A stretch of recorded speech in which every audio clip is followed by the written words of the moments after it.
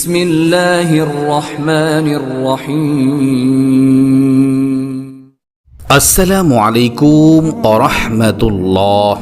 সুপ্রিয় live of জান্নাহ চ্যানেলের দর্শক মণ্ডলী, আশা করি মহান আল্লাহ রাব্বুল আলামিনের অশেষ মেহেরবানি ও দয়ায় আপনারা সবাই ভালো আছেন। সুপ্রিয় দর্শক, আজকের ভিডিওতে আপনাদের সাথে পৃথিবীর সর্বশ্রেষ্ঠ 12টি দোয়া ও জিকির নিয়ে আলোচনা করব ইনশাআল্লাহ। জিকিরগুলো খুবই সহজ, একবার শুনলেই আপনার মুখস্থ হয়ে যাবে ইনশাআল্লাহ, কিন্তু এর ফজিলত অনেক অনেক গুণ বেশি। প্রিয় দর্শক, আজকের ভিডিওতে উল্লেখিত জিকির ও দোয়াগুলোর সম্পর্কে আপনি জানার পরে অনেক পস্তাবেন।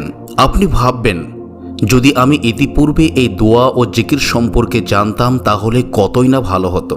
কেননা আজকের ভিডিওতে বর্ণিত দোয়া ও জিকিরগুলো এতই পাওয়ারফুল, আপনি জানার পরে অবাক হবেন যে এত সহজ দোয়া ও জিকিরের মধ্য দিয়ে আল্লাহ তাআলার এত নৈকট্য লাভ করা সম্ভব।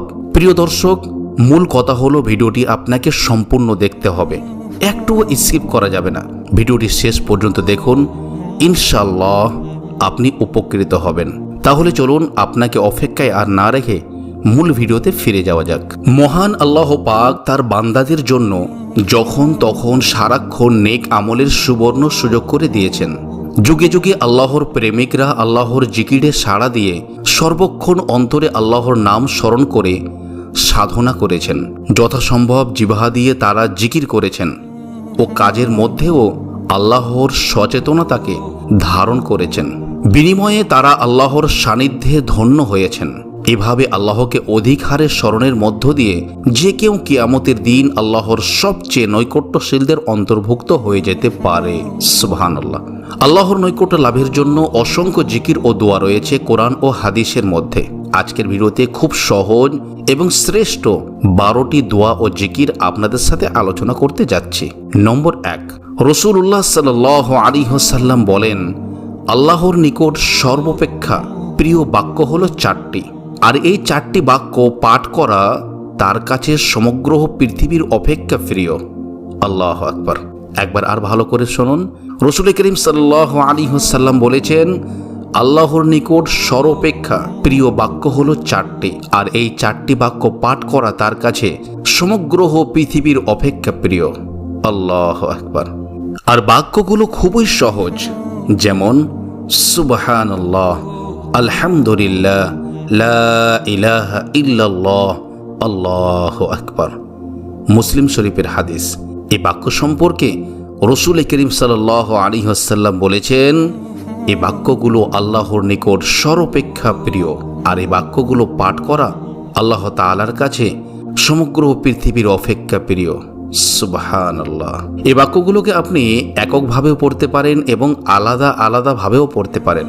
নম্বর 2, রাসূলুল্লাহ সাল্লাল্লাহু আলাইহি ওয়াসাল্লাম প্রত্যেক ফরজ সালাতের পর, অর্থাৎ প্রত্যেক ফরজ নামাজের পর ও ঘুমানোর পূর্বে সুবহানাল্লাহ 33 বার, আলহামদুলিল্লাহ 33 বার এবং আল্লাহু আকবার 34 বার পড়তে বলেছেন। নম্বর 3, রাসূল করিম সাল্লাল্লাহু আলাইহি ওয়াসাল্লাম বলেন, শ্রেষ্ঠ জিকির হলো লা ইলাহা ইল্লাল্লাহ এবং শ্রেষ্ঠ দোয়া হলো আলহামদুলিল্লাহ। যে ব্যক্তি প্রত্যেক দিন 100 বার সুবহানাল্লাহ বলবে, তার জন্য 1000 গুনাহ ক্ষমা করা হবে। আল্লাহু আকবার, আল্লাহু আকবার। নম্বর 4, হযরত আবু হুরায়রা রাদিয়াল্লাহু তাআলা আনহু বলেন, রাসূলুল্লাহ সাল্লাল্লাহু আলাইহি ওয়াসাল্লাম বলেছেন, 2টি কাজ এমন যে মুখে উচ্চারণ করা অতি সহজ, কিন্তু নেকির পাল্লায় অনেক ভারী আর আল্লাহর নিকট অতি প্রিয়, আর তা হলো সুবহানাল্লাহি ওয়া বিহামদিহি সুবহানাল্লাহিল আযীম। আবার বলছি, সুবহানাল্লাহি ওয়া বিহামদিহি সুবহানাল্লাহিল আযীম। আল্লাহু আকবার। এই 2টি বাক্য আল্লাহ তাআলার কাছে খুবই প্রিয় এবং মুখে উচ্চারণ করতে অতি সহজ। বুখারী ও মুসলিম শরীফের হাদিস। এছাড়াও আপনি 1 মিনিটে এমন কিছু দোয়া ও জিকির করতে পারবেন যে দোয়া ও জিকিরগুলো মহান রব্বুল আলামিন আল্লাহ তাআলার কাছে অধিক প্রিয়। যেমন নম্বর 5, মাত্র 1 মিনিটে আপনি 1000 বারের বেশি আস্তাগফিরুল্লাহ, এই জিকিরটি পাঠ করতে সক্ষম হবেন ইনশাআল্লাহ। এই জিকিরটি দ্বারা আল্লাহর পক্ষ থেকে মাগফিরাত লাভ হবে, জান্নাত লাভ হবে এবং আপনার সব ধরনের শক্তি বাড়বে। আল্লাহু আকবার। নম্বর 6, আপনি মাত্র 1 মিনিটে 50 বার রাসূলুল্লাহ সাল্লাল্লাহু আলাইহি ওয়াসাল্লামের জন্য দরুদ ও সালাম, যেমন আল্লাহুম্মা সাল্লি আলা নবিয়িনা মুহাম্মদ, আল্লাহুম্মা সাল্লি আলা নবিয়িনা মুহাম্মদ পাঠ করতে আপনি সক্ষম হবেন ইনশাআল্লাহ। এই আমলের সওয়াব হিসাবে আল্লাহ পাক আপনার জন্য 500 বার রহমত নাজিল করবেন। সুবহানাল্লাহ। নম্বর 7, মাত্র 1 মিনিটে আপনি 40 বার সুবহানাল্লাহি ওয়া বিহামদিহি সুবহানাল্লাহিল আযীম জিকিরটি করতে সক্ষম হবেন ইনশাআল্লাহ। এই আমলটি উচ্চারণ করতে হালকা, কিন্তু আখিরাতে আপনার যাবতীয় আমল ওজন দেওয়ার জন্য দাড়ি পাল্লাতে রাখা হলে এই আমলটি বেশি ভারী হবে। সুবহানাল্লাহ সুবহানাল্লাহ। বুখারী ও মুসলিম শরীফের হাদিস। নম্বর 8, আপনি মাত্র 1 মিনিটে 15 বার একই সাথে সুবহানাল্লাহ, আলহামদুলিল্লাহ, লা ইলাহা ইল্লাল্লাহ, আল্লাহু আকবার জিকিরটি করতে সক্ষম হবেন ইনশাআল্লাহ। সুবহানাল্লাহ 100 বার পাঠ করলে 1000 নেকি অর্জিত হবে এবং 1000 গুনাহ মাফ হবে। সহিহ মুসলিমের হাদিস। আলহামদুলিল্লাহ পাঠ করলে নেকির পাল্লা ভরে যায়। সহিহ মুসলিমের হাদিস। এছাড়া লা ইলাহা ইল্লাল্লাহ এই জিকিরটি আল্লাহ তাআলার কাছে সর্বোত্তম জিকির। সহিহ সুনানে তিরমিজি। সুবহানাল্লাহ।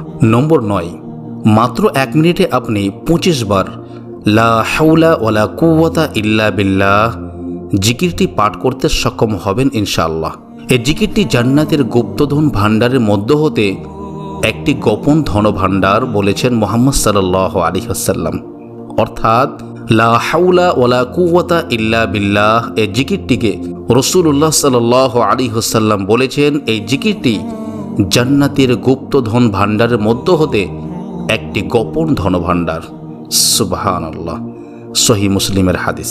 নম্বর 10, মাত্র 1 মিনিটে আপনি 10 বার লা ইলাহা ইল্লাল্লাহু ওয়াহদাহু লা শারীকা লাহু লাহুল মুলকু ওয়া লাহুল হামদু ওয়া হুয়া আলা কুল্লি শাইইন কদির এই কলিমাটি পাঠ করতে আপনি সক্ষম হবেন।